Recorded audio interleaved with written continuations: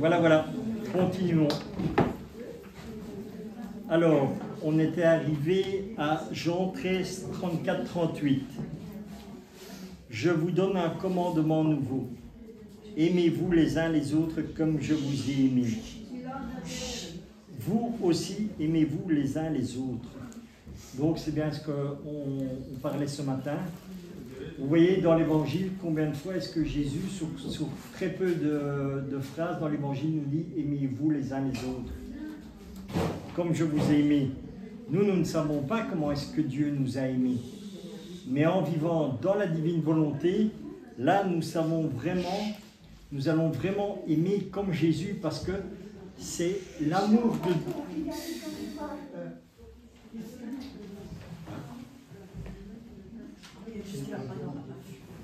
Ouais, coupe le baffle alors. Attends, je vais le couper comme ça.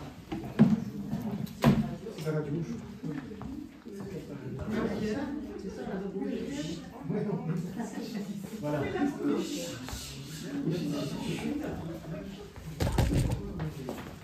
De toute façon, voilà. Richard, elle a tapé dans le pied, alors ça va peut-être pas bien filmer, il faut vérifier que ça fait. Tu vois, il s'est un peu tourné, il a fait une petite rotation. Oui, merci.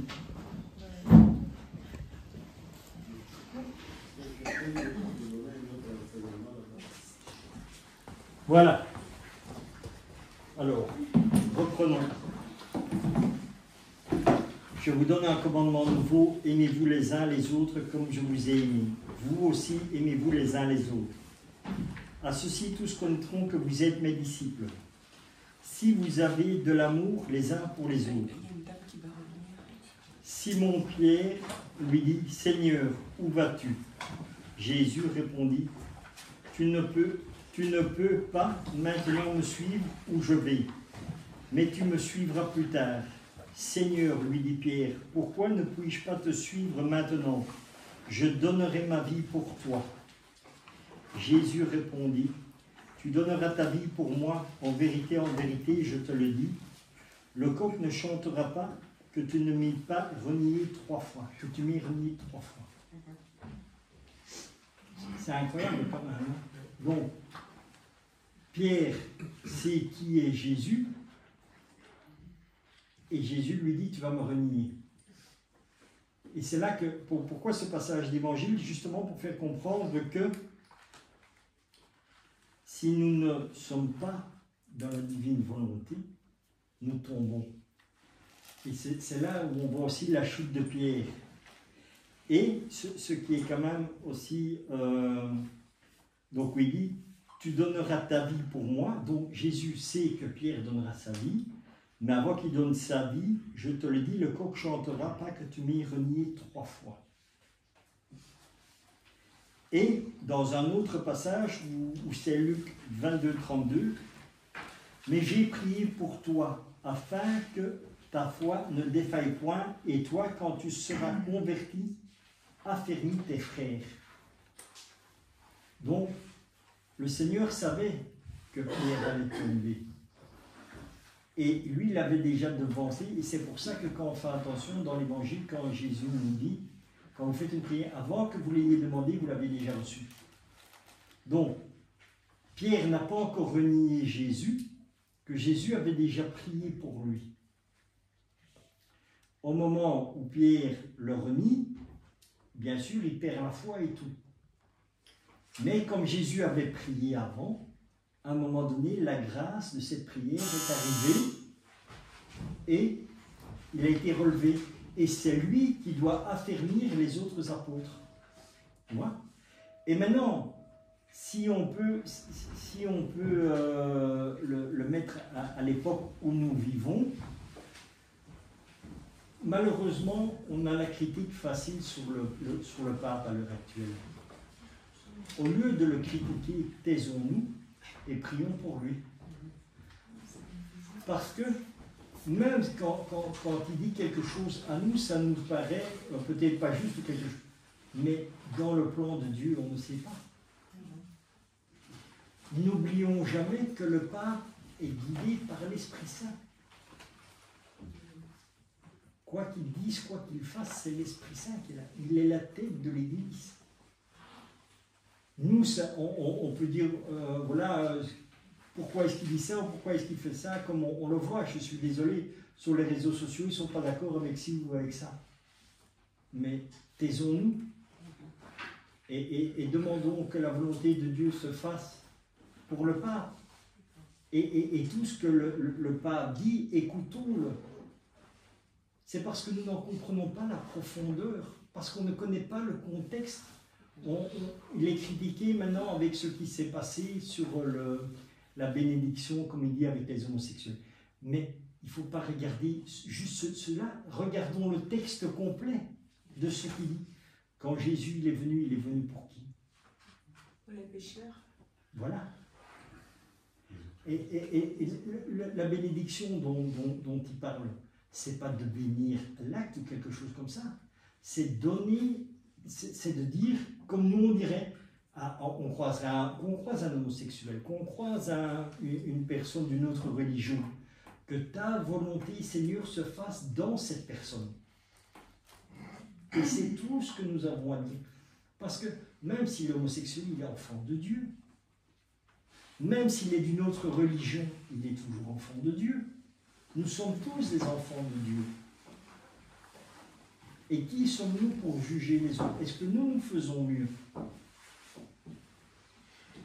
C'est ça qu'il faut toujours se poser la question. Avant de dire quelque chose, avant de critiquer, regardons-nous dans un miroir. Est-ce que nous avons la franchise de nous regarder dans les yeux? Et de dire, voilà, oh, voilà, moi je me mets en face d'un miroir, je dis, Richard, est-ce que tu es parfait? Est-ce que tout ce que tu fais est en conformité avec ce que Dieu veut? Là, je me rends compte que, et depuis que je connais la divine volonté, c'est encore pire. Parce que Jésus le dit aussi, même dans l'Évangile, tout ce qui est dans l'ombre va venir à la lumière. Donc toute la noirceur qui est en nous, boum, le Seigneur nous met en lumière. Parce qu'une fois que Dieu est là, en nous et qui vit en nous, la lumière est lui dans les ténèbres. On est avec le prologue de Saint Jean. Le Seigneur, il vient, boum, il y a un livre en toi, puis boum, il commence à éclairer ton âme et ton cœur.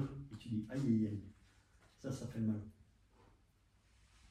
Donc, avant de dire quelque chose ou quoi que ce soit, essayons de voir ce que Dieu fait. Regardons au-delà de ce que nous savons, de ce que nous connaissons, et laissons Dieu faire les choses. Parce que tout ce que Dieu fait est parfait. Et si Dieu, à la tête de l'Église, fait ressentir dans le cœur du pape qu'il doit dire ça et ça et ça, eh bien, acceptons-le. Et n'allons pas discuter contre sa décision, parce que quand nous discutons contre ses décisions, c'est contre Dieu, en fait, qu'on agit.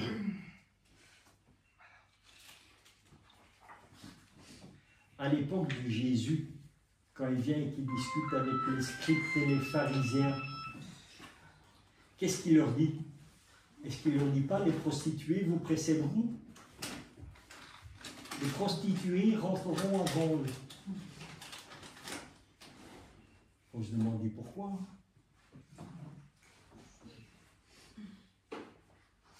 Donc voilà. Et c'est pour ça. Donc faisons comme Jésus, mais j'ai prié pour toi afin que ta foi ne défaille point, et toi, quand tu seras converti, affermis tes frères.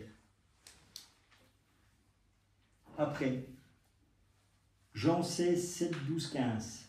Cependant, je vous dis la vérité. Il vous est avantageux que je m'en aille. Car si je ne m'en vais pas, le Consolateur ne viendra pas vers vous. Mais si je m'en vais, je vous l'enverrai.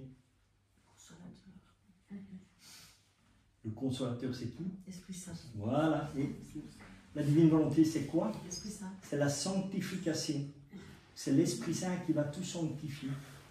Voilà. J'ai encore beaucoup de choses à vous dire, mais vous ne pouvez pas les porter maintenant. Ça, c'est ce que Jésus dit à l'époque où il va partir. Et il parle de quoi? Il parle des choses qu'il ne peut pas encore dire, mais qu'il dira plus tard. Et c'est quoi? Divine volonté. Voilà. Voilà, donc, c'est simple en fait. Hein. Quand le Consolateur sera venu, l'Esprit de vérité, il vous conduira dans toute la vérité, car il ne parlera pas de lui-même, mais il dira tout ce qu'il aura entendu, et il vous annoncera les choses à venir. Il me glorifiera parce qu'il prendra de ce qui est à moi et vous l'annoncera. Tout ce que le Père a est à moi. C'est pourquoi j'ai dit qu'il prend de ce qui est à moi et qu'il vous l'annoncera. C'est ça la divine volonté. En lisant les livres du ciel, Jésus dit dans les livres du ciel, chaque mot est une lumière. D'où l'importance de lire le livre. Quand cette lumière est en vous, c'est divin. C'est une lumière divine qui vient. Et la lumière divine va être, on va la comprendre. Pourquoi? Parce que c'est l'Esprit Saint qui nous éclaire. Et c'est l'Esprit Saint, qu'est-ce qu'il dit? Car il ne parlera pas de lui-même, mais il dira tout ce qu'il aura entendu. Il a entendu de qui? De la parole de Jésus. Quand Jésus il est venu, de tout ce qu'il a parlé sur la terre. C'est ça que l'Esprit Saint nous éclaire. La Sainte Écriture, l'Évangile et tout ça. C'est là l'éclaircissement que nous recevons de l'Esprit Saint. Parce que Jésus dit dans le livre du ciel, tout est voilé, même l'Évangile est voilé. Et tout vous sera dévoilé au ciel. Mais par la divine volonté, le voile se lève déjà ici-bas. Parce que Dieu dit, je vous permets de vivre déjà le ciel sur la terre.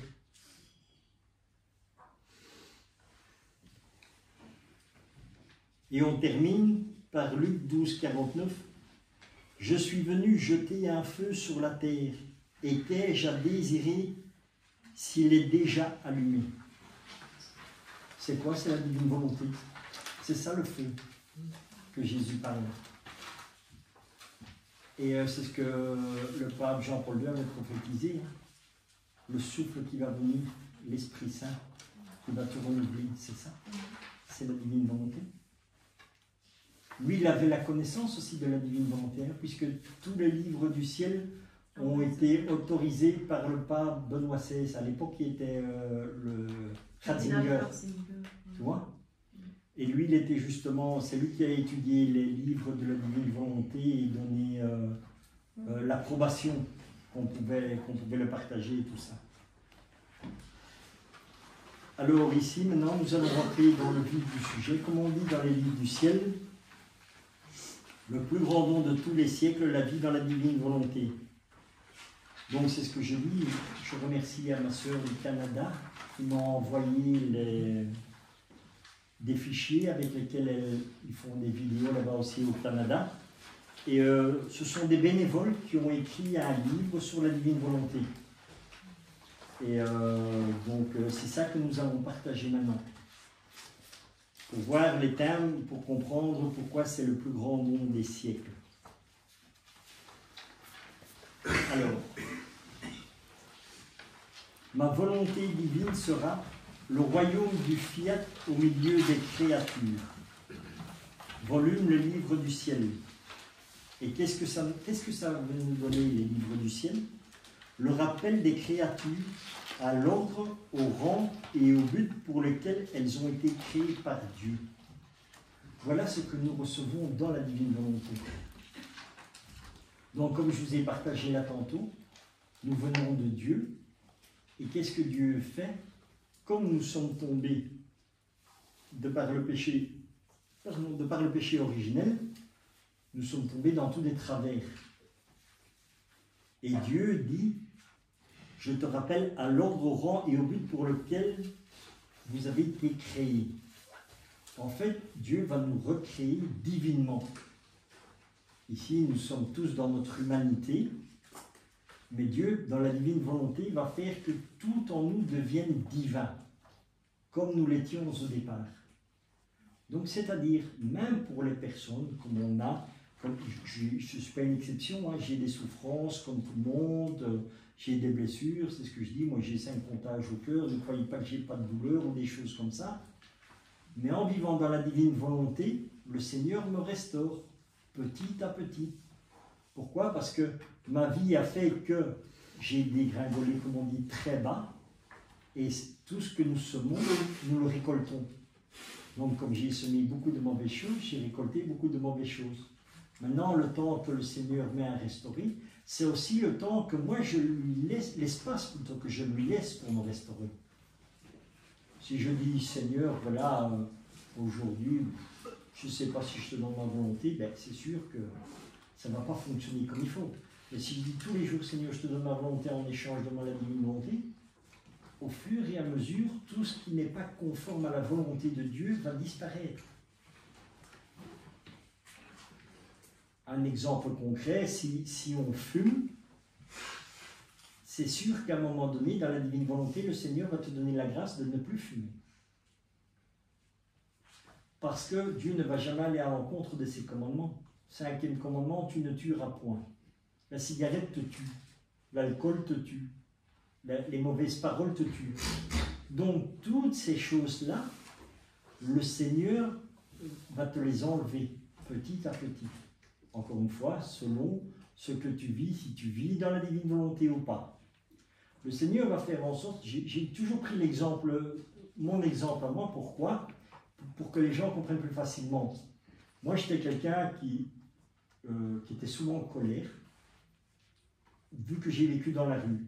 Donc j'étais en colère, je disais beaucoup de gros mots et toutes des histoires comme ça. Et bien au fur et à mesure que j'ai connu la divine volonté, que j'ai appris à rentrer dans la divine volonté, à vivre dans la divine volonté, le Seigneur a fait en sorte que je suis plus calme, que ma colère s'atténue, que je dis de moins en moins des gros mots. Voilà. Et au moment où, par exemple, il y a des fois où, et c'est ça qu'on appelle le martyre d'attention dans la divine volonté, je suis en voiture, il y en a un qui me passe devant, et au moment où hop, le mot ne sort pas. Merci Seigneur. Tu vois? Mais si j'ai pas cette petite attention de dire, voilà Seigneur, vis en moi, ben le gros mot il sort. Et c'est ce que je dis encore, c'est pas encore trop dramatique, parce que nous avons toujours le sacrement de réconciliation. Donc quand on fait des boulettes, eh bien, allons demander pardon au Seigneur. Mais on verra qu'au fur et à mesure qu'on rentre dans la divine volonté, le Seigneur nous transforme. Extérieurement, on ne va rien voir. Toute la divine volonté, c'est vraiment quelque chose, c'est l'intérieur même de la personne qui change. Et c'est juste à ça, et c'est ça qu'on doit faire, comme on dit, le martyre d'attention. Alors, continuons. Le livre du ciel. Ces 36 volumes constituent un enseignement complet sur la divine volonté. Donc, c'est clair et net, si vous voulez vraiment vivre dans la divine volonté. Ici, tout ce que nous allons voir, c'est vraiment la base de la divine volonté, comme on dit, le don des dons, et comment faire pour vivre dedans. Nous révélons la vie intérieure de Jésus, dans son humanité, le but de la création, le rôle de la rédemption, le retour de l'homme à son état originel et l'amour infini de Dieu envers ses créatures. Voilà ce qui se trouve dans les livres du ciel. Ça ici, c'est vraiment le résumé. Donc, Jésus va nous révéler sa vie intérieure. Qu'est-ce que Jésus faisait pendant ces 30 ans en Nazareth? Il a fait quoi? On ne le sait pas, puisqu'on appelle ça la vie cachée de Jésus. Eh bien, quand tu vas lire les livres du ciel, tu vas apprendre. Et tu vas apprendre quoi? Il y a un passage de livre du ciel que je suis tombé, comme on dit, par hasard, mais donc j'ai jamais hasard puisque ça préparait la journée d'ici, où Jésus dit, je travaillais le bois avec Saint Joseph. Il dit, mais dans tous les actes de travail que je faisais, quand ma main était en train de poncer, c'était toute l'humanité qui le faisait. Quand j'étais en train de clouer, c'est toute l'humanité qui clouait. Et il dit, c'est comme ça que j'ai divinisé tous vos actes. Et si toi, dans la divine volonté, tu dis, Seigneur, je veux bénéficier de tout ce que tu as fait, c'est ce qu'on appelle les actes suspendus. Le matin, tu dis, Seigneur, je te demande, dans la divine volonté, de pouvoir recevoir tous les actes suspendus que tu as fait pour moi. Toute ma vie que tu as refaite dans la divine volonté, je veux la récupérer, et bien Dieu te la donne. Et c'est pour ça que toi, dans la divine volonté, quand tu prends l'habitude de dire, voilà, je vais boire mon café avec toi, Seigneur, eh bien, cet acte est divin, parce que Dieu l'a fait à son époque. Et comme Dieu l'a fait, il a divinisé ton acte. Donc, quand toi, tu t'unis à cet acte, eh bien, il devient divin. Et ça donne une vie. Ça donne une vie dans le monde spirituel, bien sûr. Nous, on ne va pas en prendre conscience ici, et encore, c'est ce que je dis. Heureusement qu'on ne le sait pas ici, parce que sinon, on tomberait dans l'orgueil. Et on tomberait dans un orgueil surdimensionné. Tu vois? Mais, dans la divine volonté, le Seigneur te laisse toujours dans l'humilité. Tout ce que tu fais, tu ne sais pas ce que ça apporte. Mais le jour où tu seras au ciel, là, tu vas voir. D'ailleurs, quand on lit dans les livres du ciel, Louisa, quand elle est allée au ciel, il y avait toutes des lumières, elle demandait ce que c'était. C'était toutes les vies qu'elle avait créées sur la terre. Tu vois, pendant qu'elle était sur la terre, elle a créé toutes des vies divines. Pourquoi? Par ses actes. Parce que chaque acte que tu fais dans la divine volonté crée une vie. Parce que c'est pas toi qui le fais, c'est Dieu qui le fait. Et Dieu ne fait que créer. Après sa mort, elle est redescendue. On a vu ça. C'est pas qu'elle est redescendue, elle explique, parce que le Seigneur lui a montré avant comment ça allait être. Ah oui. Louisa, elle était habituée de partir au ciel et toutes ces histoires-là. Alors, ces écrits constituent de véritables catéchismes mystiques et ascétiques, conformes au magistère de l'Église. Ces enseignements explicitent et éclairent d'une lumière nouvelle le contenu de l'Évangile sans en modifier le sens profond. Encore une fois, c'est ce que nous avons vu là tantôt, quand nous avons lu l'Évangile, quand on a lu le psaume et tout ça, où je vous ai donné des petits passages en disant, voilà comment ça fonctionne dans la vie concrète. Comme avec le psaume 40, où je vous ai expliqué, voilà, quand moi j'ai appelé vers le Seigneur, et donc en n'étant même pas conscient que Dieu existe, parce que pour moi Dieu n'existait pas, j'ai une parole qui m'est sortie comme ça, Seigneur, est-ce ça la vie? Voilà.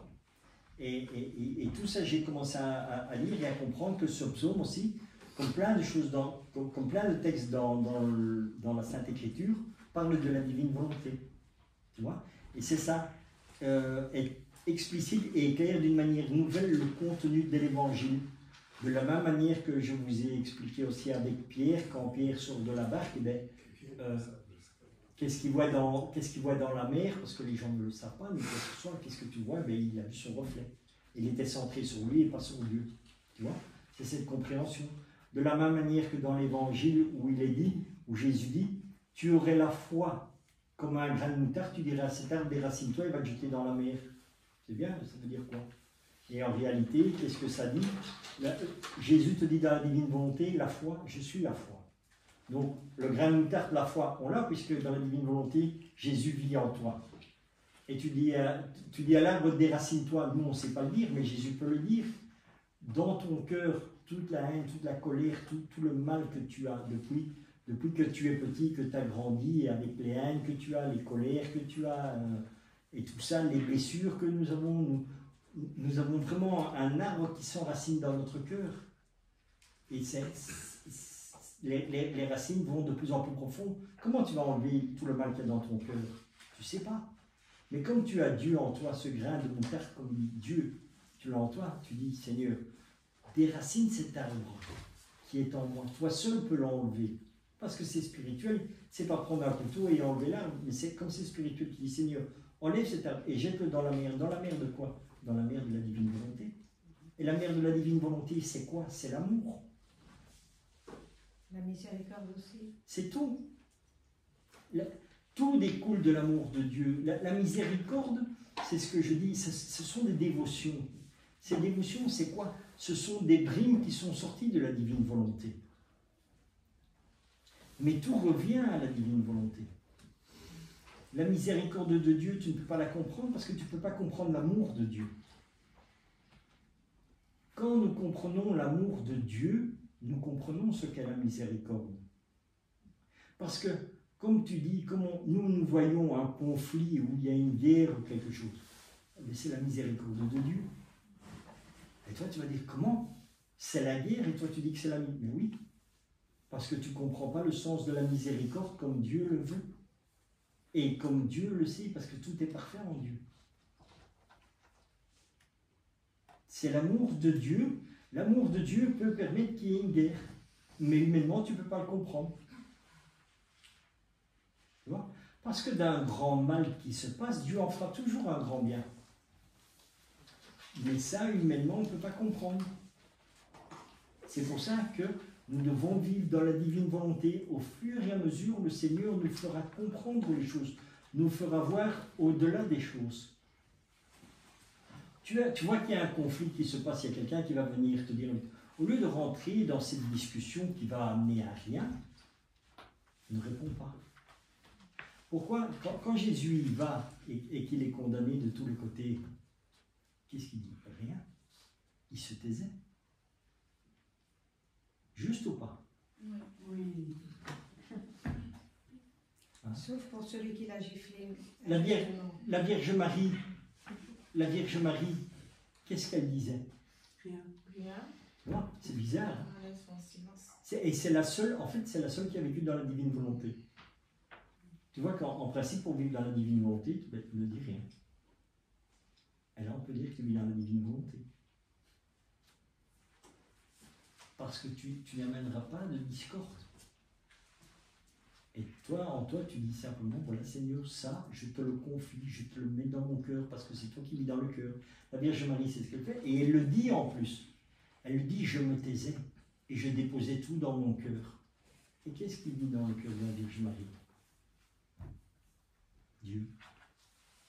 Donc elle offre tout à Dieu. Elle se tait, et elle offre tout à Dieu. Et c'est Dieu qui règle tout. Donc on voit que ce n'est pas tellement compliqué hein, de vivre dans la divine volonté. On a les bons exemples devant nous, il suffit de les suivre et de faire ce qu'ils faisaient. Alors ici,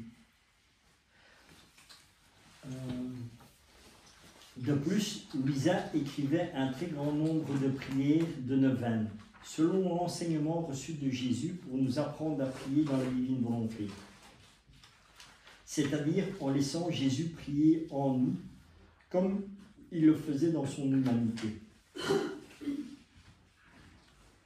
C'est ça qui est quelque chose de très important à comprendre aussi dans la divine volonté. Il y a deux textes vraiment importants qui parlent, je pense que c'est dans le tome 11, je ne suis plus sûr exactement, où Jésus nous donne une manière de prier. Et Maman Marie nous donne une manière de prier dans la divine volonté. Et c'est ça que nous devons apprendre à prier. Et plus faire les prières comme nous faisons, de réciter, de dire n'importe quoi. C'est comme l'évangile, quoi. Il y a plein de gens qui lisent l'évangile, mais voilà, ils réfléchissent jamais plus loin. Ah oui, c'était bien, ça. Oui, mais l'évangile veut te dire quelque chose, le Seigneur veut te faire comprendre quelque chose. Alors essaye, et toi tu te dis, oui Seigneur, voilà. Comment tu peux le faire? Eh bien, en vivant dans la divine volonté. Quand tu vis et que tu as les pensées de Jésus, tu vas comprendre ce qui est écrit dans l'Évangile. Tu vas avoir une profondeur, tu vas rentrer différemment. Et c'est là où on revient, ces enseignements explicites et éclairent d'une lumière nouvelle le contenu de l'Évangile. Voilà. Et bien, la prière, c'est exactement pareil. Pour prier dans la divine volonté, qu'est-ce que Jésus dit? Il dit, entre en moi. Et tu me trouveras, moi, Dieu et toute la créature. Et puis, prends ce que tu veux de moi. Et commence à prier comme ça. Et si on fait attention partout où il y a les messages de la Vierge Marie qui dit prier, prier, prier, ou prier sans cesse et tout ça, c'est quoi? C'est en fait, tous nos actes doivent devenir prière. Mais pas les actes humains, hein. Non, c'est les actes humains faits dans la divine volonté. C'est-à-dire, au lieu que moi je me lève et que je bois mon café tout seul comme un pingouin, je dis, Seigneur, tu veux boire un café? Je le bois avec toi dans la divine volonté. Pouf, et là c'est divin. Et c'est une prière. C'est ça qu'il faut comprendre. Et c'est ce que j'ai dit, et c'est ce que je partage souvent avec les gens. Quand vous voulez rentrer dans la divine volonté, que vous avez fait cet échange, la première chose, allez chercher les pensées de Dieu. Seigneur, je prends tes pensées, je les fais miennes. Et déjà, quand tu vas voir les pensées de Dieu, tu vas voir que tu vas demander plein de choses que tu n'avais pas l'habitude de demander. Tu vas dire, Seigneur, je prends tes pensées, je les fais miennes. Maintenant, Seigneur, avec tes pensées, je prends tout l'amour que tu as dans ton Sacré-Cœur, je le fais mien. Je prends l'amour que tu as mis dans le cœur de ta maman, qui est notre petite maman du ciel. Je le prends et je le fais mien. Et c'est comme ça, ainsi de suite, que nous allons rentrer dans la prière. Et en ayant cette prière, tout va devenir parfait. Parce que nous aurons les pensées de Jésus, nous aurons l'amour de Jésus, nous aurons l'amour de la Vierge Marie. On aura tout. Parce que tout est en Dieu et tout est parfait dans notre prière. Ce n'est pas une prière récitée, c'est une prière vivante, agissante. L'évangile, c'est pareil. Hein. Quand on regarde, moi c'est ce que j'ai dit aussi, c'est quelque chose que j'ai demandé parce que c'est vraiment quelque chose qui m'avait profondément marqué, bien avant que je connaisse la divine volonté. Et pour dire comment on reçoit les choses, Saint Jean, il va chez Jésus et il dit, Seigneur, la parole de Dieu, elle est gravée sur une pierre. Mais moi, je ne veux pas que ce soit gravé sur la pierre. Il dit, je veux que ce soit gravé dans mon cœur et que ça vive en moi. Et il dit, de la manière dont toi tu parles, c'est ce que j'ai ressenti. J'ai ressenti tout ce qui était écrit, je l'ai senti vivre en moi. Et il dit, c'est ça que je veux. Et moi, j'ai fait cette même demande. J'ai dit, Seigneur, l'évangile, tu peux me le lire, tu peux me le dire, je ne le comprends pas. Et j'ai dit, c'est écrit dans un livre, c'est mort pour moi. Je dis, mais je veux que toute cette parole, tout ce qui vient de toi, soit gravé dans mon cœur et que je le vive. Et que je le vive maintenant et dans la vie éternelle. Et c'est ça qui s'est passé avec le livre du ciel. C'est ça que Jésus explique, que tout est vivant. La parole de Dieu vit. Moi, à chaque lecture d'évangile, quand le prêtre il a fini de lire l'évangile, il a fini son homélie, je fais toujours une croix sur mon cœur et je dis, Seigneur, que cette parole d'évangile vive maintenant dans mon cœur, maintenant et pour l'éternité. Et depuis que je connais la divine volonté, et qu'elle vive dans l'âme et le cœur de chaque créature passée, présente et future. Pour toutes les personnes qui sont, je ne dis pas qu'elles sont obligatoires, mais on sait que celles du passé, il y en a beaucoup qui sont obligatoires, eh bien, que ça devienne vivant pour eux aussi. Parce que quand ça va devenir vivant, comme eux ne l'ont pas demandé de leur vivant parce qu'ils ne connaissaient pas la divine volonté, ils ne savent pas en avoir la grâce, mais quand nous prions dans la divine volonté, nous allons dans le passé, dans le présent et dans le futur, eh bien, ils vont bénéficier de ça. Tu vois, c'est ça qu'on fait la prière pour les âmes du purgatoire. C'est plus la prière des âmes du purgatoire qu'on a l'habitude de faire par dévotion. Non, non, c'est les prières vivantes que Jésus nous met dans le cœur et il nous fait vivre cette prière et nous la fait partager avec les âmes du passé, avec les âmes du présent et avec les âmes futures. Jésus, c'est ce qu'il a fait. Quand Jésus embrasse la croix, quand on lui donne la croix, il va et il embrasse cette croix. Il dit, c'est pour toi que je suis ici, c'est pour toi que je suis venu.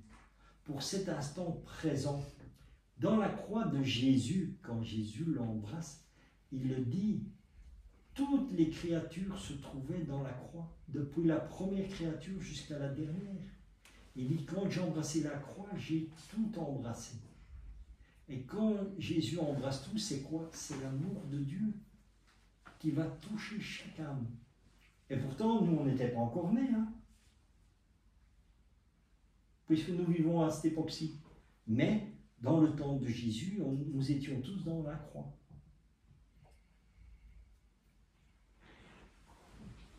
Et c'est ça. Et Jésus a inspiré beaucoup de prières et tout ça à Louisa et qu'elle a écrit. Alors, aussi, Louisa écrivait les heures de la Passion, auxquelles elle ajouta des réflexions pratiques. Elle écrivait aussi une méditation pour le mois de mai ayant pour titre « La Vierge Marie dans le royaume de la divine volonté ». Ici, j'ai sorti aussi, on verra tout de suite, parce que je vais juste terminer tout le petit texte ici. Donc, Louisa écrivait également plusieurs lettres en correspondance avec des âmes pieuses qui profitèrent de ses conseils et de sa lumière qu'elle avait reçus de Jésus pour apprendre la façon de vivre et de prier dans la divine volonté. Donc, encore une fois, les enseignements qui sont donnés dans les livres du ciel nous donnent toute la façon de vivre et de prier dans la divine volonté. Ce que nous ne connaissons pas avant, parce qu'avant Louisa, il n'y avait personne qui était dans la divine volonté. Et on ne la connaissait pas ni quoi que ce soit, puisqu'elle est la dépositaire. Maintenant, ici, quand elle a écrit les heures de la Passion, j'ai pris ce passage-ci parce que donc Claire, quand elle avait donné les enseignements avec ce texte ici, elle avait dit qu'elle avait pris un passage du livre du ciel du tome 2 du 9 juillet. Jésus partage ses souffrances avec l'âme afin d'y continuer sa passion. Et il dit, quand il eut fini de me crucifier, il me dit, ma fille, j'ai besoin de toi pour continuer ma passion, puisque mon corps glorieux ne peut plus souffrir. Je me sers de ton corps pour continuer à souffrir ma passion et pour pouvoir t'offrir comme une victime de réparation et d'expiation devant la justice divine. Ça, encore une fois, c'est aussi quelque chose parce que comme on voit des statues aussi qui pleurent des larmes de sang et tout ça, on dit que c'est la tristesse et la souffrance de Jésus. Et ça, c'est quelque chose aussi de bien, qui est clair à comprendre. Au ciel, il n'y a plus de souffrance. Il n'y a pas de tristesse. Donc, quand nous irons au ciel, on n'aura plus de souffrance, on n'aura plus de tristesse, ni quoi que ce soit. Jésus, c'est la même chose. Au ciel, il ne souffre pas. Parce que c'est impossible que la souffrance entre dans le ciel. Par contre, Jésus souffre en chacun d'entre nous. Et revit sa passion aussi en chacun d'entre nous. Pourquoi? Parce que comme nous sommes créés par Dieu, et quand il nous a insufflé la vie, il s'est mis en chacun de nous. Et c'est les souffrances qu'il vit en nous. C'est ça les souffrances de Jésus. Et c'est pour ça que c'est important d'offrir nos souffrances unies aux souffrances de Dieu. Parce qu'alors, elles deviennent salvatrices. On est sauvé par les mérites de la passion de Jésus, hein, par le mérite de ses souffrances. Hein. Et c'est ça, et c'est ça que Jésus avait fait pour Louisa, qu'elle était une victime pour s'offrir en réparation et expiation devant la justice divine. Mais nous, maintenant, nous n'avons plus à parcourir le même chemin que Louisa. Nous bénéficions, comme je dis toujours, des raccourcis. Donc, on ne va pas tous vivre la passion comme Louisa le subissait tout le temps, ou des histoires comme ça. Non, non. Louisa était une âme vraiment particulière, mais on peut vivre cela aussi. C'est pour ça que Jésus nous demande aussi de méditer les heures de la passion tous les jours, pour bien comprendre le sens profond de ce qu'est la passion. Parce que c'est par la passion que nous sommes sauvés. C'est par la mort et la résurrection de Jésus. Jésus a vaincu la mort, Jésus a vaincu le péché, Jésus a tout vaincu. Et c'est ça l'importance de faire la méditation des heures de la passion. Pour bien comprendre ce que Jésus... Parce que la passion, quand tu la lis dans l'Évangile, c'est bien parce que tu vois tout ce qui est extérieur. Mais quand tu médites les heures de la passion, Jésus, quand il a donné cet enseignement à Louisa, c'est pas seulement ce qu'il vivait extérieurement qu'il explique, c'est ce qu'il vivait intérieurement. Moi. Et c'est tous ces détails-là qui font la différence. Et c'est là que nous avons toujours une connaissance plus profonde de Dieu et de ce que Dieu a fait pour nous et ce que Dieu veut pour nous.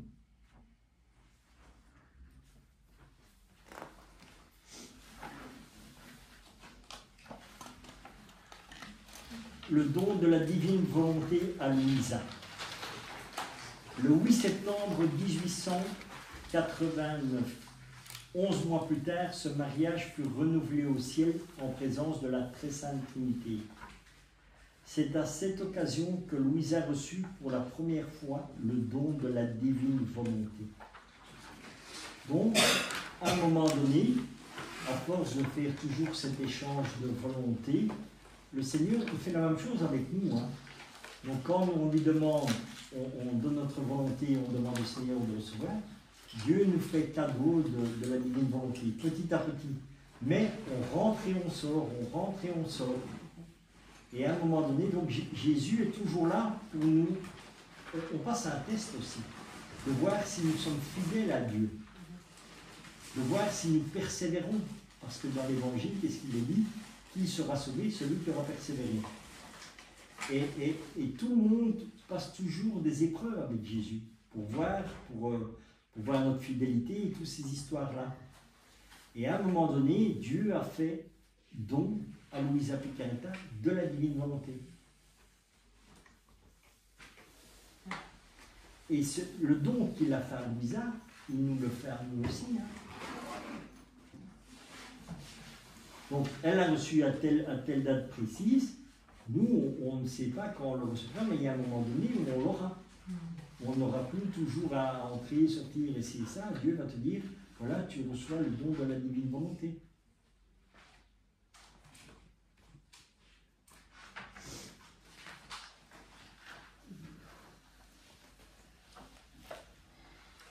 Anne, aide-moi. Un jour, à peine âgée de 13 ans, Louisa travaillait chez elle tout en méditant intérieurement sur la passion de Jésus. Soudainement, elle devint oppressée et sortit sur le balcon au 2e étage de la maison pour prendre un peu d'air. C'est alors qu'elle eut une première vision. En regardant en bas dans la rue, elle vit une foule immense et au milieu de la foule, Jésus, transportant péniblement sa croix. La foule le poussait et le maltraitait de tous les côtés. Jésus aussi cherchait son souffle. Il avait le visage tout couvert de sang, dans une attitude qui faisait pitié de voir. Soudain, Jésus la regarda et lui dit « Âme, aide-moi ».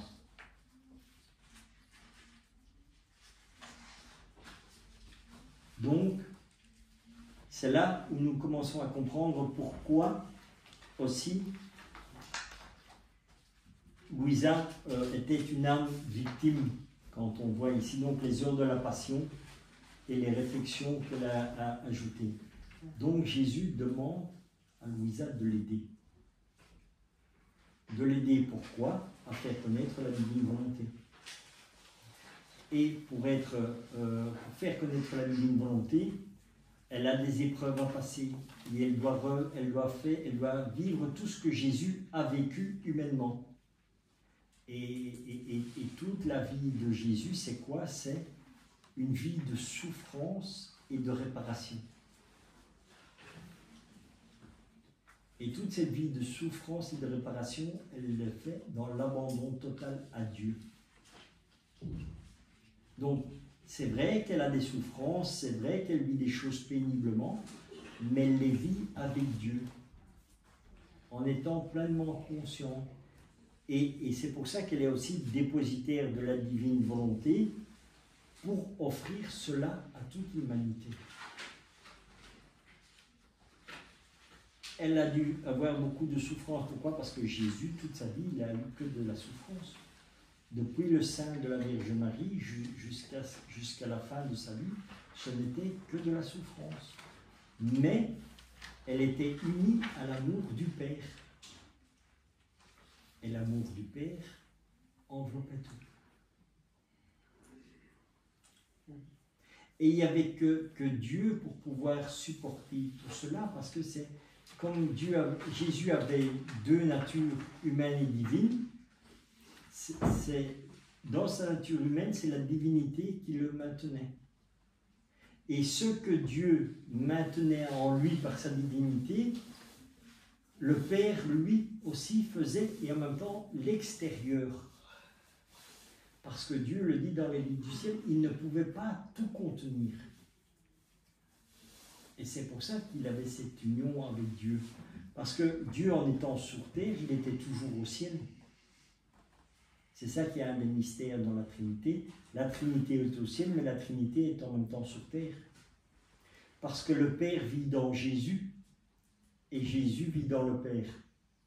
Et le Père est au ciel, et au ciel, il y a le Père, le Fils et l'Esprit Saint. Et sur la terre, il y a Jésus, et en Jésus est le Père et l'Esprit Saint aussi. Mais bon, là, on ne va pas trop rentrer dans les détails, parce que ça deviendrait, comme on dit, un peu lourd pour l'instant à porter, mais au fur et à mesure qu'on va avancer dans le cheminement de la divine volonté, il y aura une compréhension beaucoup plus facile et beaucoup plus grande. C'est alors que l'âme de Louisa fut remplie de la compassion pour Jésus. Elle revint à sa chambre et pleura abondamment. Elle dit alors à Jésus qu'elle voulait souffrir ses peines afin de le soulager, parce que ce n'était pas juste que Jésus souffrit autant par amour pour elle, pauvre pécheresse, et qu'elle ne souffre rien par amour pour lui. Donc c'était aussi déjà pour rendre grâce à Dieu pour toute cette souffrance qu'il prend, parce qu'il ne faut pas oublier une chose, Jésus souffre la passion pour sauver l'humanité. On voit ça dans l'ensemble, mais en réalité Jésus a souffert la passion pour chacun d'entre nous individuellement. Parce que le couronnement d'épines, par exemple, qu'on va prendre, quand Jésus il se laisse transpercer la tête, c'est pourquoi? C'est en réparation de tous nos péchés, de nos mauvaises pensées et tout ça. C'est les mauvaises pensées de l'humanité entière, mais c'est les mauvaises pensées de chaque être humain individuellement. Moi j'ai des mauvaises pensées, mon épouse a des mauvaises pensées, ici chacun d'entre vous a des mauvaises pensées. Eh bien le couronnement d'épines que Jésus a fait, c'est individuellement. C'est individuellement et globalement. De la même manière que Jésus est un Dieu jaloux, au ciel, mais déjà ici sur la terre, c'est un Jésus pour chacun d'entre nous.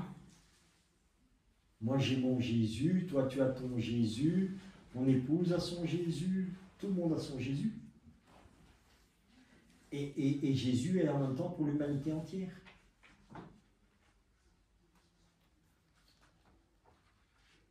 Ça sont des mystères que l'on découvrira au fur et à mesure, qu'on aura une compréhension.